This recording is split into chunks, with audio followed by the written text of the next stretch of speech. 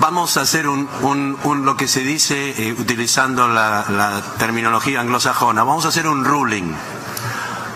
Vamos a proceder a votar en torno a la aprobación del orden del día. Los que estén a favor de aprobar el orden del día dirán que sí. Los que no estén a favor de aprobar el orden del día dirán que no.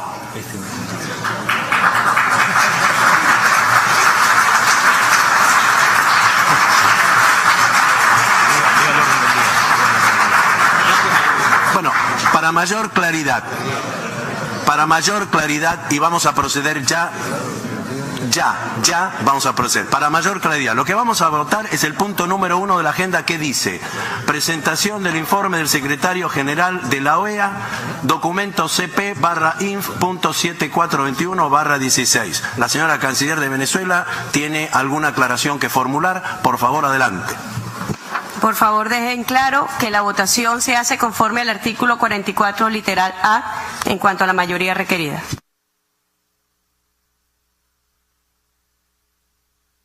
Creo que es el mágico número 18, ¿o no? Perfecto, queda claro. ¿Algún otro punto de orden? Y le vamos a dar la palabra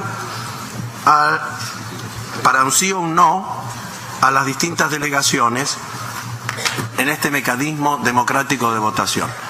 Antigua and Barbuda. Mr. Chairman, forgive me.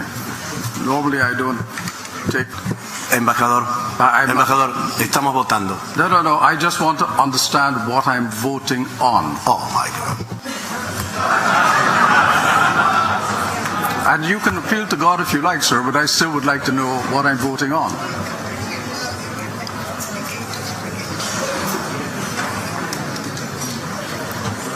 Dear sir, we are voting whether to approve, adopt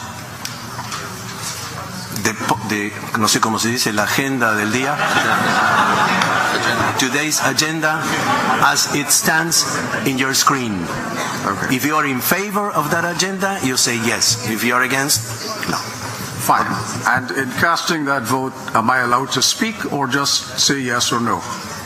Usted podrá hacer una explicación de voto después. Después de la votación, usted va a hacer toda la explicación de voto que juzgue oportuna, señor embajador. Fine. But I'm not trying to make your life difficult, Mr. Chairman. I'm really trying to understand what's happening here. And my vote is no. Antigua y Barbuda, no. Venezuela, no. Uruguay, es al revés. Sí, a favor de aprobar el orden del día. Sí. Trinidad y Tobago, abstain. Surinam, Yes. St. Vincent and the Grenadines, No, Mr. Chairman. San Lucia, Bien. San Quintín and Nevis, No. República Dominicana, No, señor presidente. Perú, Sí, señor presidente. Paraguay, Sí, señor presidente. gracias. Panamá, Sí, señor presidente. Nicaragua, No. México, Sí. Jamaica, Jamaica, yes. Honduras, Sí, señor presidente. Haití, No, Monsieur le Président. Guyana, Yes. ¿quién está al lado de Guyana? Guatemala, Sí, señor presidente. ¿quién está ahí? Grenada, no. Estados Unidos,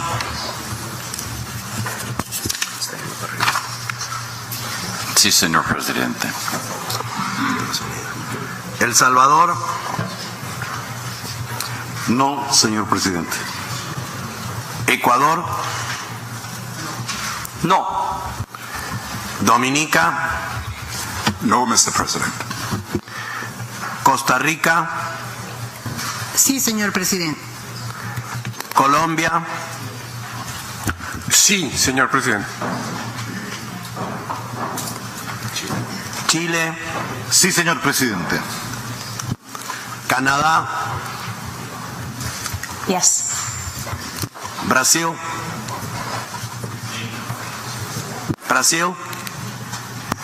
Sí. Bolivia, No, presidente. Belice, Yes, Mr. President. Barbados, Yes. Bahamas, Yes. Argentina, Sí.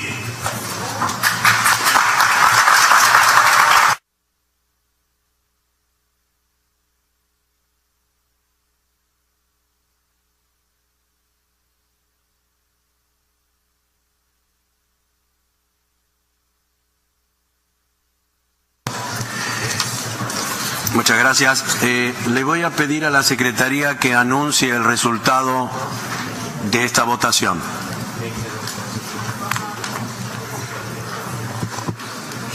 Secretario General Adjunto tiene la palabra.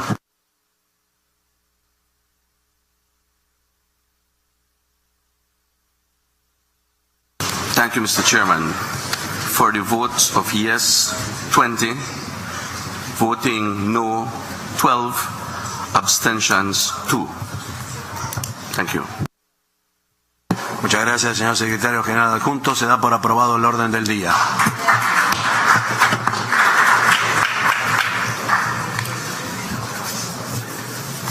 Corresponde ahora entonces la presentación del informe del Secretario General, que se encuentra incluido en el documento antes mencionado, identificado bajo la sigla CP/INF.7421/16. Secretario General, tiene usted el uso de la palabra.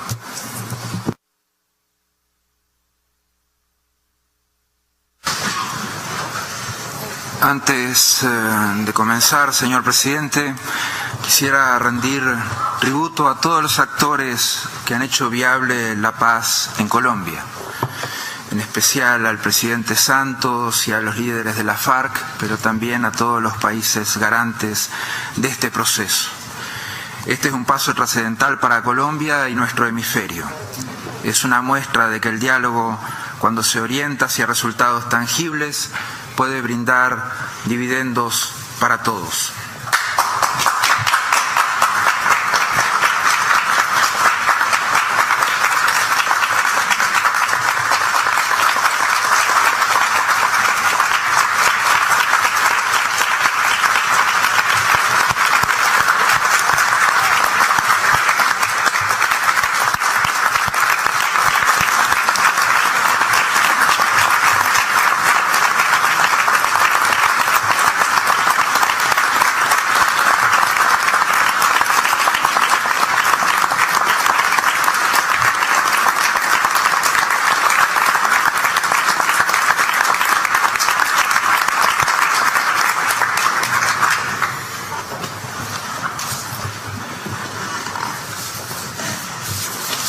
Nuestra mayor virtud hoy será ser justo. Ese es el trabajo de la OEA. Ese es el principio que anima a la organización. La justicia es la principal y la primera virtud de las instituciones sociales, como se ha dicho ya desde Platón. La OEA tiene que saber hoy si su Carta Democrática es un instrumento fuerte para defender los principios de la democracia o si es para los archivos de la organización. Ustedes definitivamente tienen la palabra. Tenemos que ser justos, porque de ello dependen las reglas básicas de nuestra convivencia. Debemos partir de la decisión que se tome hoy para ser responsables respecto a lo que entendemos que debemos ser como miembros de las comunidades políticas, por lo que la dimensión social de la justicia como virtud es la mejor forma de construir convivencia y coexistencia. Coexistencia entre nosotros porque compartimos valores y principios de la democracia, derechos humanos, desarrollo, seguridad. Nunca podemos vaciar de contenidos esos principios. Nunca podemos dejar por el camino esos principios principistas. La indiferencia es una buena forma de lograrlo, o solamente abarcar nuestro interés es otra la forma también de ese vaciamiento de contenidos. Debemos ser justos porque se lo debemos a Venezuela y se lo debemos a la historia de nuestro continente, que ha estado signada por actos de injusticia, de indolencia y de impunidad, actos por los que todavía pagamos, heridas que todavía están abiertas y que de muy poco a poco vamos empezando a cicatrizar con memoria, verdad y justicia y no repetición. Hace poco tuvimos que desandar la historia por un acto de injusticia que fue cometido por la votación de la Asamblea de la OEA en abril del 65 con la validación de la invasión de República Dominicana. Hoy podemos trabajar para que esa justicia emane naturalmente de nosotros. Tenemos por delante un trabajo importante. Tenemos para adelante el hecho de concentrarnos y focalizarnos en el problema de fondo que Venezuela, los venezolanos enfrentan cotidianamente.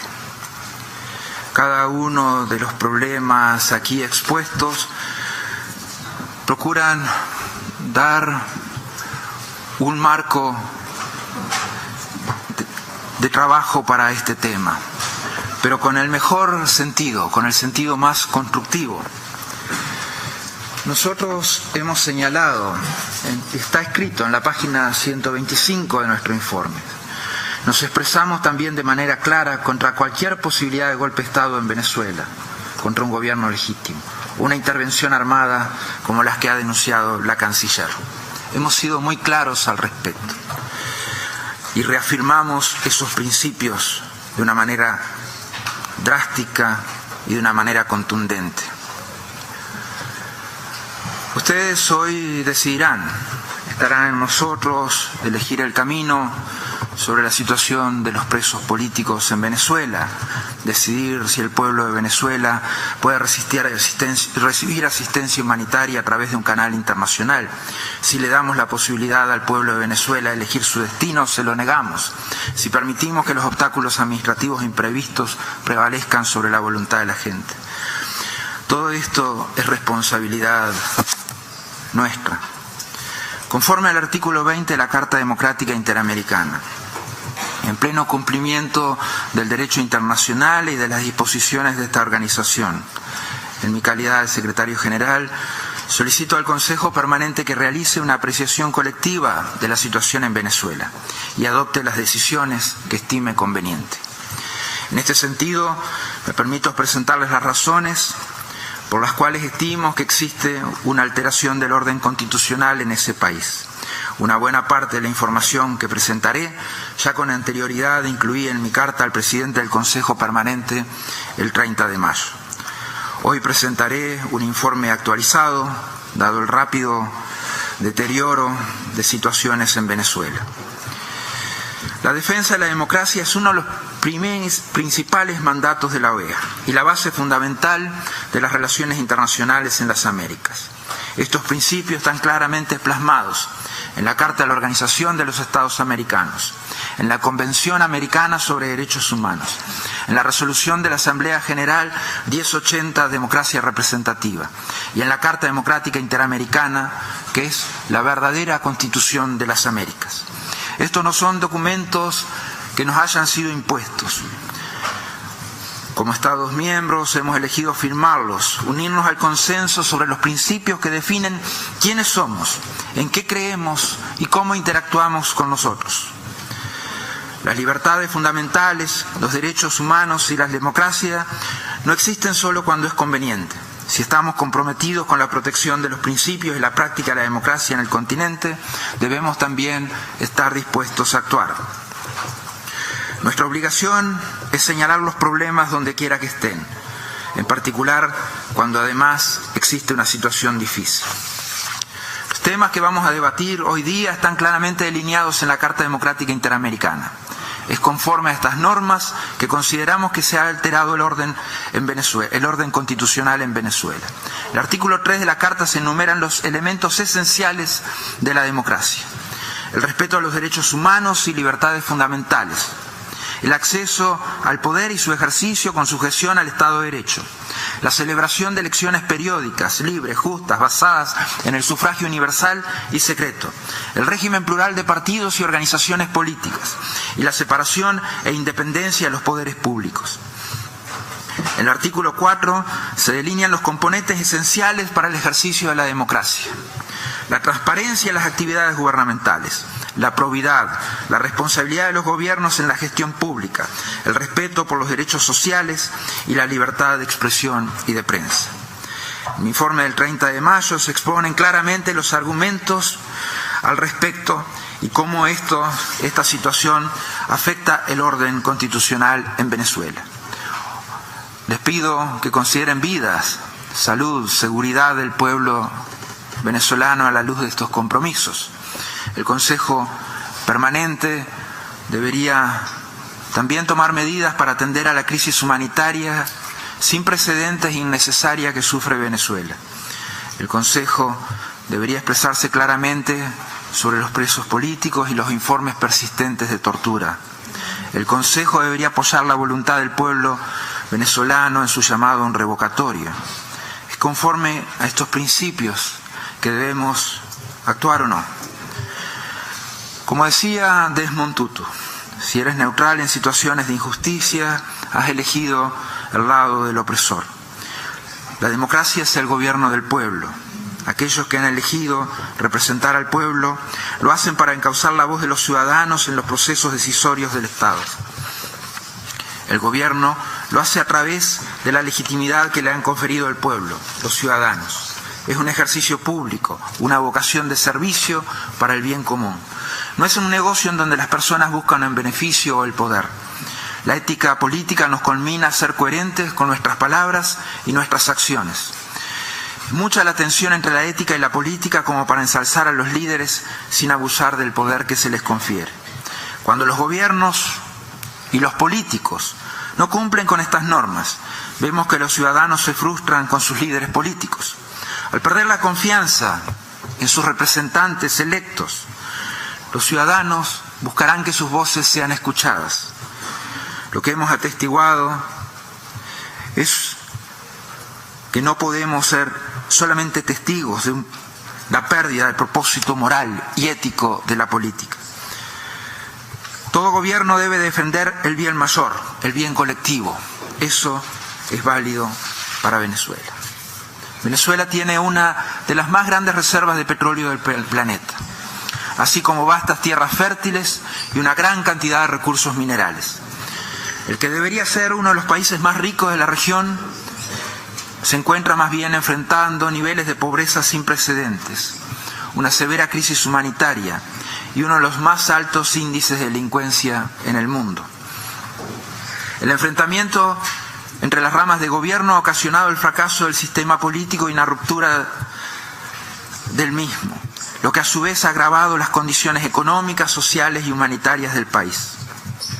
La inflación ha llegado a 720%.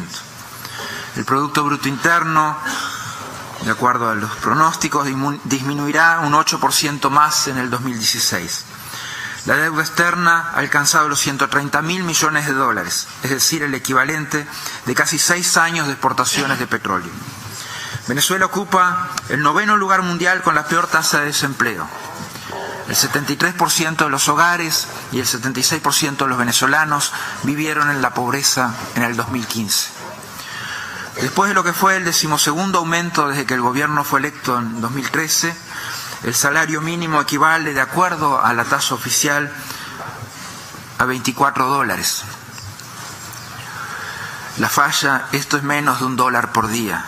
La falla sistemática, y de acuerdo a la tasa oficial, la falla sistemática del tipo de cambio controlado nos dice que esto ha ocasionado que la moneda haya perdido el 99% de su valor desde 2003. Las empresas internacionales han cerrado sus puertas cuando nadie puede pagar.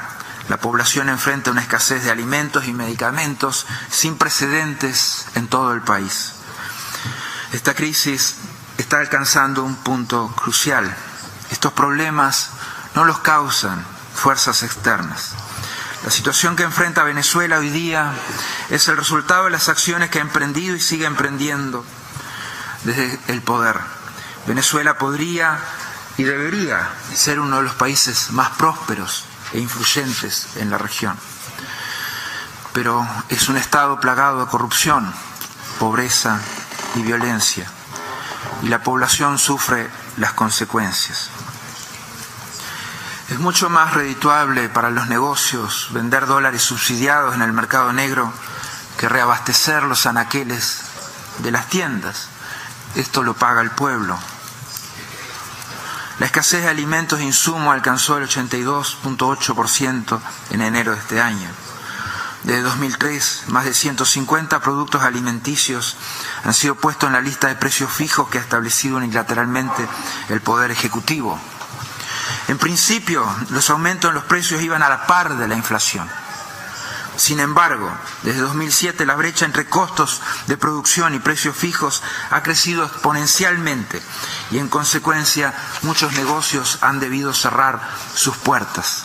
A fin de responder a esta escasez creada, el Estado ha intervenido cada vez más en la producción de alimentos, a través de la expropiación o nacionalización de productores de café, de ingenios azucareros, de productores de arroz y pasta, de Agrioslena, la principal compañía distribuidora de semillas, de Lácteos Los Andes, el principal productor de lácteos, de más de 10.000 hectáreas de ranchos ganaderos y lecheros, de por lo menos 5 productores de harinas de maíz, de fabricantes de aceites, de la empresa Polar, la principal cadena de supermercados de Venezuela. Esta escasez también ha dado lugar a una economía de mercado informal o negro de productos regulados. Eso definitivamente es una responsabilidad directa. Las comunidades más pobres fuera de la capital son las más afectadas. El 87% de los venezolanos declara que no tiene el suficiente dinero para comprar los alimentos que necesitan. Se requerirían 16 salarios mínimos para alimentar debidamente una familia. Un cuarto de la población vive con menos de 2 comidas al día. La desnutrición afecta a los más vulnerables y las tasas de mortalidad infantil están aumentando a la par que los problemas de crecimiento entre los niños. La falta de agua y electricidad se ha tornado común. La única presa hidroeléctrica del país ha alcanzado niveles críticos, pues el agua apenas llega a 5 pies arriba del nivel en que las turbinas simples y sencillamente dejarían de funcionar. Ante esa falta de energía, las oficinas de gobierno e instituciones públicas solo abren 3 días a la semana. La falta de insumos básicos y sustancias químicas como el cloro para tratamiento de agua ha dado lugar a un aumento de las enfermedades que se pueden transmitir bacteriológicas, virus, por el agua. El sistema de salud en Venezuela enfrenta serios problemas respecto a equipos, doctores, medicinas. Los servicios médicos se encuentran debilitados por el deterioro en la infraestructura, la falta de mantenimiento y actualización de los recursos y equipo técnico, lo que agrava todavía más la escasez de medicinas e insumos. Los pacientes que requieren tratamiento deben aportar todo, desde papel higiénico, jeringas, medicinas hasta frazadas. Cuando se les acaban estos insumos, se interrumpe su tratamiento. La inestabilidad ha dado lugar a la emigración en masa de profesionales de la salud. Incluso ha cerrado la mayoría de los hospitales cuyo personal era de origen cubano. En enero de 2016, la Cámara de Industria Farmacéutica reconoció una deuda de 6.000 millones de dólares con proveedores internacionales. Las farmacias solo pueden surtir 7 de cada 100 medicamentos solicitados. El 27 de enero de 2016, la Asamblea Nacional de Venezuela declaró una emergencia nacional en el sistema de salud. El 5 de abril de 2016, la Asamblea Nacional promulgó una ley para atender la crisis humanitaria en salud. Con esta legislación se permitiría al gobierno venezolano buscar asistencia internacional para responder a la crisis de salud. El 9 de junio, la Corte Suprema la declaró inconstitucional. La situación ha pasado de ser desesperada. La violencia ha estado aumentando en las últimas semanas a medida que la escasez se hace intolerable. Se han reportado más de 250 casos de saqueo en este año en todo el país. Los transportes de alimentos, bebidas, fueron el blanco en el 81% de los casos de saqueo en sus rutas de distribución. El 19% restante ocurrió en centros comerciales y almacenes. Los embarques de alimentos ahora van acompañados de guardias armados, leales al Ejecutivo, protegiendo así las limitadas raciones de ciudadanos hambrientos. Martes pasado, mientras nos encontrábamos reunidos en la Asamblea General en República Dominicana, en Cumaná, más de 100 tiendas fueron saqueadas y destruidas, y se reportaron por lo menos 3 muertes. En el estado de Trujillo las manifestaciones ocurren todos los días, pues la gente protesta por falta de servicios básicos del gobierno. Esto incluye la trágica muerte de una niña de 4 años en un tiroteo fuera de un mercado en Guatire. Son estas pérdidas irreparables del aumento de la violencia como consecuencia del desabastecimiento. La falta completa de confianza en el aparato de seguridad estatal sirve de incentivo para que las comunidades tomen la justicia en sus manos. La Fiscalía ha abierto investigación en torno a 74 asesinatos presuntamente cometidos por tales grupos en los primeros 4 meses del año. Los índices de violencia y delincuencia han alcanzado niveles históricos. Las estadísticas oficiales del gobierno, que no son publicadas con regularidad, indican que en 2015 ocurrieron 58.1 homicidios por cada 100.000 personas. La sociedad civil cuenta 90 homicidios por cada 100.000 personas. En 2015 el número de muertes violentas fue superior en Venezuela que el registrado en Afganistán. De acuerdo a cifras internacionales, es el segundo país más violento del mundo. El 66.7% de la población se siente muy insegura o en cierta forma insegura. La escala de la victimización también ha aumentado drásticamente. En 2013 el 54.2% de la población decía que ellos ni ningún familiar habían sido víctimas de un delito. En 2015 esa cifra bajó a 10.6%. La penalización del Estado también es motivo de preocupación creciente. 3 de cada 4 venezolanos dijeron en una encuesta nacional que no creían que la policía podía protegerlos. 3 de cada 4. La policía, la Guardia Nacional, los jueces, los fiscales y el personal carcelario están involucrados de manera tácita o expresa en temas de delincuencia organizada, incluso secuestros, asesinatos, robos o narcotráfico. Las fuerzas paramilitares han sido acusadas de ejecuciones sumarias. No hay datos oficiales sobre las personas que mueren a manos de las fuerzas de seguridad. En los últimos 4 años, sí, podemos decir, 1.320 integrantes de fuerzas policiales y militares murieron. De ellos, 75% no estaban de servicio en el momento de su muerte. Este año ya se han notificado más de 109 muertes de integrantes de fuerzas policiales y de seguridad. Es un estado perpetuo de lucha civil y violencia. El colapso de una gestión de gobierno responsable y efectiva se ve exacerbado por la corrupción endémica. Un estudio reciente de la Comisión Permanente de Contraloría de la Asamblea Nacional suscitó preocupación por cifras de 69.000 millones de dólares involucrados en temas que podrían estar involucrados en temas de corrupción. 12 ex integrantes del gabinete del difunto presidente Hugo Chávez, todos mis respetos, han presentado quejas por la desaparición de ingresos derivados del petróleo del orden de los $300.000 millones. La Transparencia Internacional clasifica a Venezuela en el lugar 158 entre 168 países evaluados en lo que se refiere a la corrupción. Es la posición más baja en el continente americano. Los países que están por debajo, es decir, Somalia, Corea del Norte, Afganistán, Sudán, Irak, son regímenes ilegítimos o países afectados, devastados por guerras prolongadas.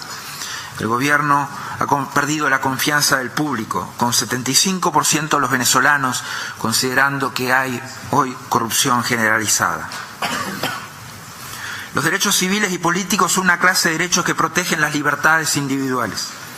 Garantizan la participación de la persona en los procesos de adopción de las decisiones que las afectan, sin discriminación y sin represión. El gobierno venezolano ha creado un esquema que incluye la persecución en contra de quienes expresan opiniones contrarias. Hay prensa libre cuando la prensa realiza una sana cobertura de las noticias políticas. Se garantiza la seguridad de los periodistas y la prensa está protegida de presiones jurídicas o económicas indebidas. En Venezuela, los medios de comunicación dependientes son sujetos regularmente a procedimientos penales y administrativos, a la prohibición de viajar, a censura indirecta y al acoso. Los persiguen por publicar noticias o artículos con una óptica crítica. Disposiciones poco precisas relacionadas con la incitación al odio, la intolerancia o la incitación a la violencia, que se ha usado de manera discrecional para iniciar procedimientos administrativos contra medios de comunicación que cuestionan o impugnan acciones de gobierno, lo cual crea un ambiente de autocensura. Las licencias de difusión están controladas por un medio proceso opaco y discrecional al que nos podemos referir, y con frecuencia se las suspende o no se las renueva. Se controla el acceso al papel periódico. Se acusa a empresarios supuestamente vinculados al gobierno de comprar medios de comunicación, dándole cobertura periodística, un tono favorable al gobierno. En 2013, cuando el presidente Nicolás Maduro asumió el cargo según el Foro Penal venezolano, había 11 presos políticos. Entre enero de 2014 y 31 de mayo se denunciaron al Foro 4.253 detenciones, arrestos, encarcelamientos. Todos ellos vinculados a diversas protestas críticas contra el gobierno. Actualmente hay 1.986 personas a quienes se les aplican medidas restrictivas. Otras 94 están en la cárcel. Son Leopoldo López, Ledesma, los que están en la tumba. También son las personas utilizadas para hacer propaganda. Es el caso de Mani, un hombre de 54 años con 2 hijos, que era director de la cadena de supermercados Día a Día. Este domingo pasado, Francisco Márquez Lara y Gabriel San Miguel fueron detenidos arbitrariamente por la Guardia Nacional mientras viajaban al estado de Portuguesa para apoyar el proceso de referendo revocatorio. Han sido interrogados extensivamente por la policía y por el Servicio de Inteligencia sin la presencia de sus abogados. El Grupo de Trabajo de las Naciones Unidas sobre Detención Arbitraria ha encontrado más de 300 casos de detención arbitraria en Venezuela. Desde 2014 se han denunciado al Foro Penal venezolano 145 casos de castigo cruel e inhumano, incluida la tortura.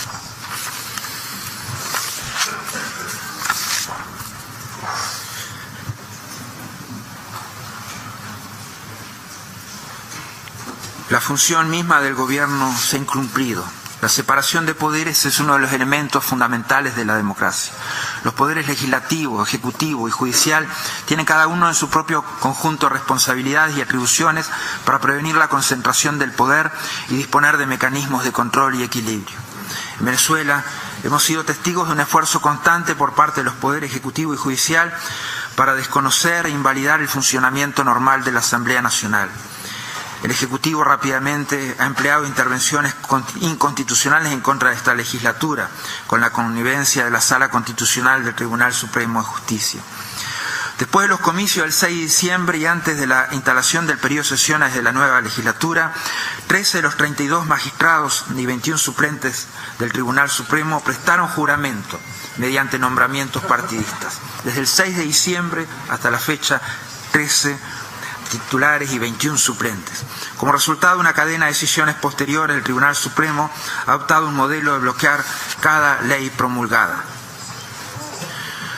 estas resoluciones ha incluido una serie de decisiones para impedir que 3 diputados ocupen sus escaños y así reducir la mayoría calificada de la oposición a una mayoría simple. Invalidando la legislatura, el Tribunal Supremo aprobó 2 decretos ejecutivos que declararon un estado de emergencia y un estado de emergencia económica, lo que concentró el poder aún más y estableció límites arbitrarios a la autoridad de la legislatura sobre contratos públicos, altos funcionarios y el presupuesto. Estos decretos ejecutivos también se han prorrogado 2 veces. Por último, el Tribunal Supremo pidió un fallo oficial el 14 de junio para restringir la facultad de la Asamblea Nacional, pues afirma que está extralimitando al pretender usurpar funciones del Ejecutivo. Se ha disparado este activismo del Tribunal Supremo. Desde febrero a marzo del 2016, comparado con el 2015, se pasaron de 2 casos a 252. Entre el 5 de enero y el 24 de mayo se registraron 9 apelaciones. Todas las decisiones se han dispuesto a favor del Ejecutivo. Estos ejemplos muestran claramente falta de independencia del Poder Judicial. El sistema de la democracia ha fracasado. El Poder Judicial ha sido cooptado en la gran mayoría de sus decisiones. Más del 60% de los jueces de los tribunales de primera instancia pueden ser destituidos de sus cargos, sin el debido proceso, si una comisión del Tribunal Supremo así lo decide. A su vez, la falta misma de credibilidad en el Poder Judicial desalienta a los candidatos calificados. En una encuesta reciente, solamente el 31% de las personas respondieron tener un grado de confianza en su sistema nacional de justicia. La legitimidad de un gobierno requiere la confianza de su ciudadanía. En 1999, el entonces presidente Hugo Chávez consagró la figura del referendo revocatorio en la Constitución de Venezuela como un vehículo para asegurar la democracia participativa y protagonista. Este proceso está previsto en la Constitución. En Venezuela, todos los cargos y magistraturas de elección popular son revocables. En el artículo 72 señala que se puede convocar un referendo revocatorio transcurrida la mitad del periodo para el cual fue elegido el funcionario o funcionaria. Si el referendo da como resultado revocación del presidente durante los primeros 4 años, entonces se procederá a una nueva elección universal y directa entre los 30 días consecutivos siguientes. Si el plebiscito se llevara a cabo después de los primeros 4 años, el vicepresidente ejecutivo asumirá la presidencia durante el periodo restante. Debido a la falta de claridad en el proceso, incluso es imposible confirmar estas fechas. Para activar el proceso revocatorio se requieren las firmas del 1% de los electores que soliciten un referendo. Luego esa activación tiene que ser apoyada por lo menos por el 20%. Si la Junta Nacional puede verificar los resultados, el Consejo Nacional convoca el referendo. Para revocar el mandato presidencial, la tasa de participación electoral debe ser superior al 25%. Nadie está por encima de la Constitución. Se han expresado numerosas quejas sobre intentos deliberados en demorar activamente el proceso, incluso este último de verificación de firma, aparte de lo que está contenido en el informe. Demoras en la entrega de las planillas requeridas para reunir el 1% de las firmas, retraso en la verificación y validación del 1%, creación de 4 requisitos nuevos de digitalización, verificación, transcripción y auditoría, amenaza de difundir públicamente los nombres de quienes firmen en favor del referendo. La coalición de la oposición ha presentado más de 10 veces la cantidad necesaria. El proceso de validación recién se inició esta semana. Adicionalmente, 4 de los 5 miembros del CNE pertenecen a el partido de gobierno. Como hay disposiciones claras que no han sido cumplidas, incluso la cantidad de máquinas que deben estar a disposición de los ciudadanos para las firmas. Esa disposición definitivamente ha sido violada y la cantidad de máquinas es 5 veces menor que la que debería existir. El objetivo hoy no es castigar ni sancionar a Venezuela. Estamos aquí para apoyar a un Estado miembro y ayudarlo a volver al camino. Así pues, hoy les solicito a ustedes, miembros del Consejo Permanente, que consideren las recomendaciones que hemos planteado. La realización del referendo revocatorio que aún en el cumplimiento del plazo máximo después de la recolección de firmas de 90 días, darían los plazos para que se realizara este año. La liberación de los presos políticos y detenciones arbitrarias. Que los poderes ejecutivo y legislativo del gobierno venezolano hagan a un lado sus diferencias y empiecen a trabajar juntos, de inmediato, para responder a la crisis humanitaria. Que todos los poderes del gobierno trabajen juntos para recuperar la estabilidad y seguridad del país. Que el Poder Ejecutivo cese de inmediato sus esfuerzos para socavar a la Asamblea Nacional elegida democráticamente y que se implementen y apliquen todas las leyes que han sido aprobadas por la Asamblea Nacional. Que se nombre un nuevo Tribunal Supremo de Justicia a través de un proceso transparente acordado conjuntamente por los poderes ejecutivo y legislativo. Que se establezca un ente independiente para combatir la corrupción, que puede estar compuesto por expertos internacionales, facultado para hacer frente a esta situación en Venezuela. Por último, ofrecemos apoyo técnico a la Comisión de la Verdad y se asegure la representación del Alto Comisionado de las Naciones Unidas para los Derechos Humanos. La democracia requiere diálogo. Para que este diálogo sea eficaz debe ir acompañado de acciones. La democracia no tiene nacionalidad. La democracia es más que una elección, es libertad. Libertad de expresión, de asociación, de reunión. Es una ciudadanía empoderada, una judicatura independiente, una estructura de seguridad que tenga la confianza de la gente, del pueblo y que le rinda cuentas. Es el ejercicio legítimo del poder dentro del Estado de Derecho. Los gobiernos democráticos tienen una responsabilidad hacia sus ciudadanos. El ofrecimiento que se realizara de un grupo de amigos lo estimamos sumamente pertinente y consideramos que es un extraordinario primer paso para acercar a la OEA a las soluciones que demanda la comunidad internacional. Agradezco especialmente la atención de todos ustedes en el día de hoy. Gracias, señor presidente. He hecho esto lo más breve y compacto posible, atendiendo a su solicitud. Obviamente que ha quedado muchísima más información para poner a disposición de los países. Gracias, señor presidente.